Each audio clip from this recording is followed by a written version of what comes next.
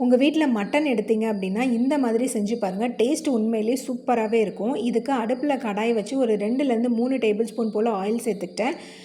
2 medium size வெங்காயத்தை இந்த மாதிரி நீள்வட்ட வாக்கில் கட் பண்ணிவிட்டு சேர்த்து நல்லா வதக்கிக்கிறேன். இந்த மாதிரி ஒரு கோல்டன் ப்ரௌன் ஆகிற வரைக்கும் நல்லா வதக்கிக்கணும். இது வதங்கினதுக்கப்புறமா இந்த வதக்கின வெங்காயத்தை மிக்ஸி ஜாரில் சேர்த்து இந்த மாதிரி பேஸ்டாட்டம் அரைச்சி எடுத்துக்கலாம். தண்ணி எதுவும் சேர்க்க வேண்டாம். இப்போ அடுத்ததாக அதே கடாயில் நான் பட்டை, கிராம்பு, ஏலக்காய்லாம் சேர்த்துட்டேன். 2 டேபிள் ஸ்பூன் போல் இஞ்சி பூண்டு பேஸ்ட்டு சேர்த்துட்டேன். 1 டேபிள் ஸ்பூன் போல் தயிர் சேர்த்து நல்லா இது வதக்கிட்டேன். இது வதங்கினதுக்கப்புறமா நம்ம அரைச்சி வச்சுருக்கிற இந்த வெங்காய பேஸ்ட்டையும் சேர்த்து இது நல்லா வதக்கிக்கலாம். இது வதங்கினதுக்கப்புறமா மிளகாய்த்தூள், மஞ்சள் தூள், கரம் மசாலா, மல்லித்தூள், சீரகத்தூள், சோம்புத்தூள், மிளகுத்தூள் எல்லாமே சேர்த்து இந்த மாதிரி நல்லா வதக்கிக்கலாம். தேவையான அளவு உப்பு சேர்த்துக்கலாம். நான் மிக்ஸி ஜாரை மட்டும் கொஞ்சமாக கழுவிட்டு சேர்த்துருக்கேன். இதை சேர்த்துட்டு நல்லா இந்த மாதிரி எண்ணெய் பிரிஞ்சு வேலை வர்றது வரைக்கும் நல்லா வதக்கலாம். இது வதங்கினதுக்கப்புறமா நம்ம வேக வச்சுருந்த மட்டனை இதில் சேர்த்துக்கலாம்.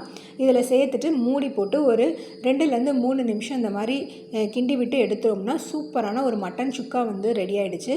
இது சாதத்துக்கு, தோசைக்கு, இட்லிக்கு, சப்பாத்திக்கு எல்லாத்தோடையும் வச்சு சாப்பிடும்போது டேஸ்ட் உண்மையிலே சூப்பராக இருந்துச்சு.